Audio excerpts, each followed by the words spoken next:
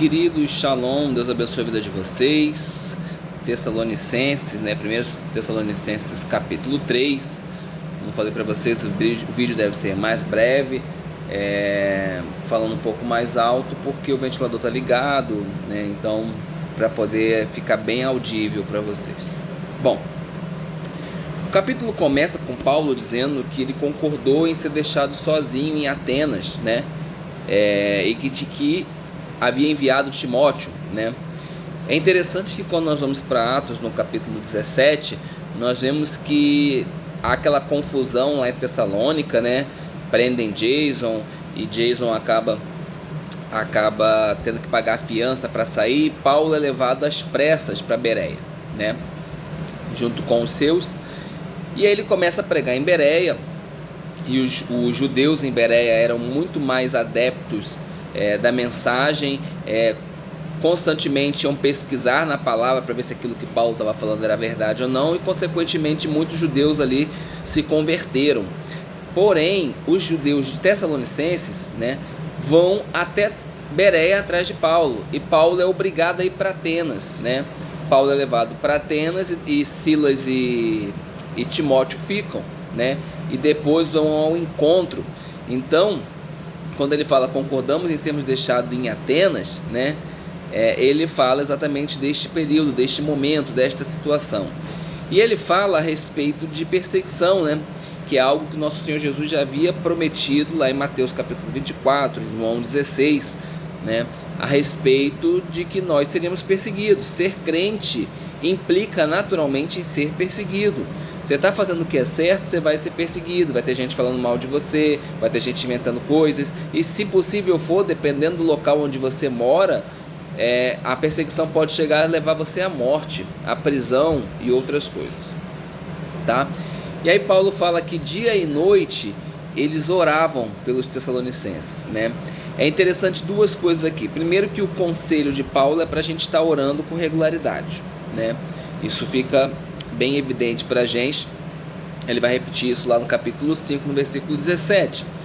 Mas Paulo parece estar mostrando que a forma, a estrutura de oração que ele está aí sugerindo para os Tessalonicenses é o sistema de oração da sinagoga, onde você tem as orações noturnas, que são as Maharav, e você tem as orações matinais, que é as Shaharit, Então, observem que Paulo fala primeiro noite, depois dia, porque os dias judaicos começam a partir do pôr do sol.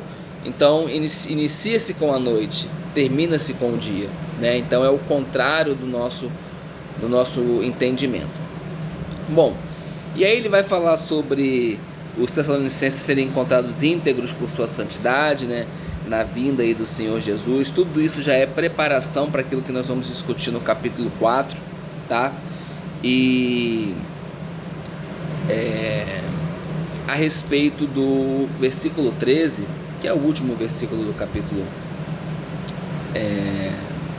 capítulo 3, ele diz assim, eu vou ler na minha Bíblia e vou ler na Bíblia nova versão,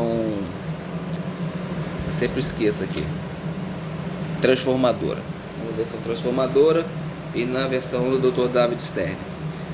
Diz assim, vou ler no David Stern primeiro.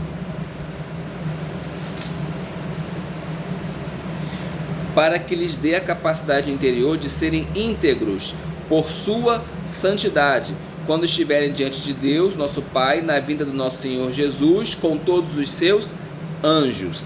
Agora nós vamos para a versão transformadora. Vai estar escrito assim, E como resultado, que Deus, nosso Pai, torne seu coração forte, irrepreensível e santo diante dele, para quando nosso Senhor Jesus voltar com todo o seu povo santo. Nós temos então uma diferença. A versão do Dr. David Stern diz que a vinda do Senhor Jesus com todos os seus anjos, enquanto a versão, nova versão, oh meu Deus do céu, nova versão transformadora, nos fala de povo santo, Nós acabamos sendo tentados a chamar de santos, como se fosse uma referência aos crentes, ao invés de sermos que são anjos, tá? A gente acaba sendo tentado, principalmente por aquilo que está escrito no capítulo 4, no versículo 16 e 17, a transformar os anjos, na verdade, nos crentes, né? Nos santos que voltam com o Senhor, tá? Mas se eu for até a 2 Tessalonicenses, no capítulo 1, no versículo 7, eu vou ler o seguinte: Deus concederá descanso a vocês que são afligidos, e também a nós, na revelação do Senhor Jesus, quando Ele vier do céu, virá com seus anjos poderosos em chamas de fogo, trazendo juízo sobre os que não conhecem a Deus e sobre os que recusam obedecer às boas novas do Senhor Jesus.